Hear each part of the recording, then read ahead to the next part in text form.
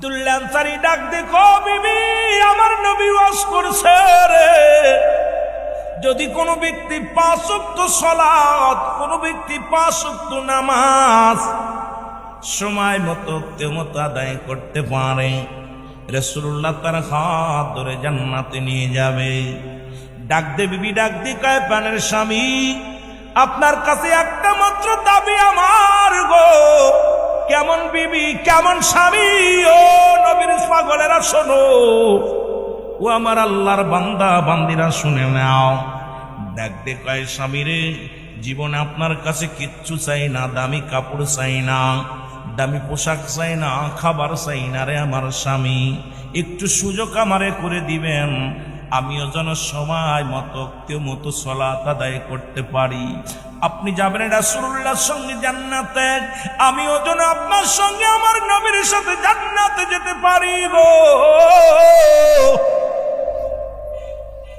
ও যুবকেরা শুনে নাও, বলে স্বামী রে, আপনি আমাকে একটু সুযোগ করে দিবেন, আমিও যেন নামাজটা আদায় করতে পারি, সালাতটা আদায় করতে পারি।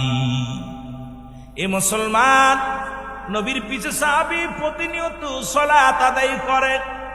রাসূলুল্লাহ দেখে সাহাবী প্রতিদিন আপনাদের ইমাম সাহেব হুজুর তিনি ইমামতি করেন, নিয়মিত মুসল্লিদের চেনে। মুসলমান শোনো, দুদিন যদি অ্যাবসেন্ট হয়, ইমাম সাহেব জিগাইব অমুক মুসল্লি কই গেছে, মুয়াজ্জিমকে জিগাইব, মুয়াজ্জিম ভাই অমুক মুসল্লির তো একটা সপ্তাহ দেখি না, আর এক মুসল্লির জিগাইবে ভাই অমুক মুসল্লির তো দেখি না।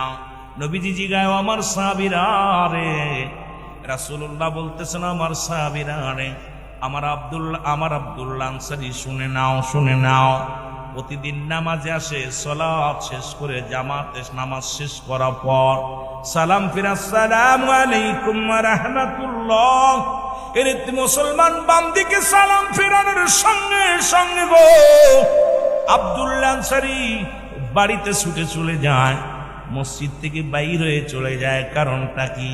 বলি ইয়া রাসূলুল্লাহ, ইয়া হাবিবাল্লাহ, আপনার সাহাবী হয়তো দুনিয়ার কোনো ঝামেলায় পড়ে গেছে, দুনিয়ার কোনো প্রেমে পড়ে গেছে। নবী কয় না না, আমি নিজেই যাব।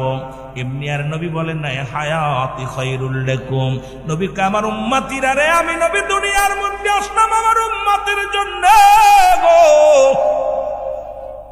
ও আলেম উলামা, নবী কি বলে শোনো, নবী কয় হায়াতি খায়রুল লাকুম, আমার হায়াতের জিন্দেগিটা আমার উম্মতের জন্য কল্যাণ স্বরূপ, কারণ উম্মতের সঙ্গে চলাফেরা করলাম, উম্মতের সঙ্গে কথাবার্তা বললাম, উম্মতের